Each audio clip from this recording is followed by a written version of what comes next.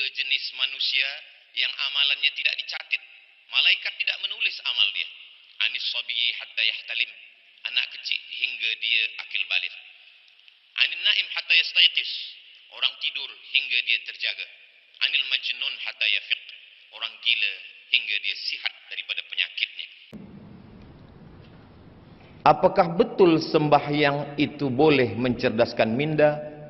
Maka syarat orang yang sembahyang mesti ada minda, baligh, berakal. Walaupun dia baligh, umur sampai, tapi kalau tidak berakal, maka dia tidak wajib sembahyang.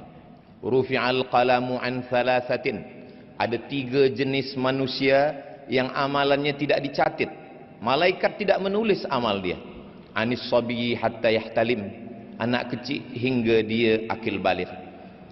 Anil naim hatta yastayqis, orang tidur hingga dia terjaga. Anil majnun hatta yafiq, orang gila hingga dia sihat daripada penyakitnya. Ketiga-tiga manusia ini tidak wajib sembahyang, sebab tiada minda yang boleh dia pakai untuk mengingat Allah Subhanahu wa ta'ala. Orang Arab menggunakan untuk minda ini, mereka kata menggunakan tiga huruf, aqala. Ketika mereka menggunakan kain penutup kepala, mereka takut kain itu terbang dihembus angin, maka kain itu diikat dengan satu tali. Mereka menyebut tali pengikat itu sebagai iqal. Iqal dari kata akal, akal mengikat. Kenapa akal itu disebut mengikat?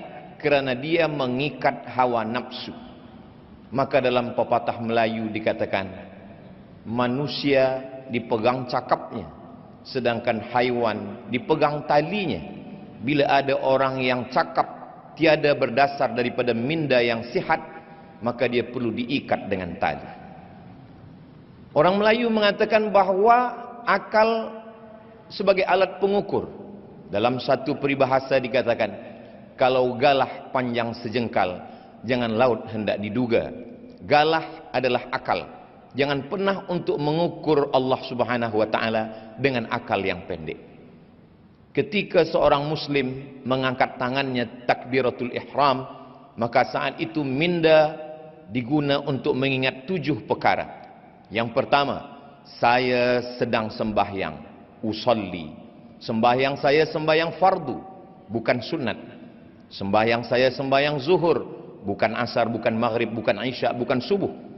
Selepas itu dia katakan, usalli fardal maghribi, 3 rakaat, 4 rakaat, 2 rakaat. Dia katakan arba'a rakaatin, adaan, bukan qada, bukan i'adah, lillahi ta'ala. Itulah yang terkumpul dalam talaffuz bin niat usalli yang diucapkan setiap muslim. Usalli fardaz zuhri arba'a raka'atin adaan ma'muman lillahi ta'ala. 7 perkara itu dia ingat kuat-kuat. Pada saat itu minda dia sedang dicerdaskan dengan mengingat perkara-perkara itu.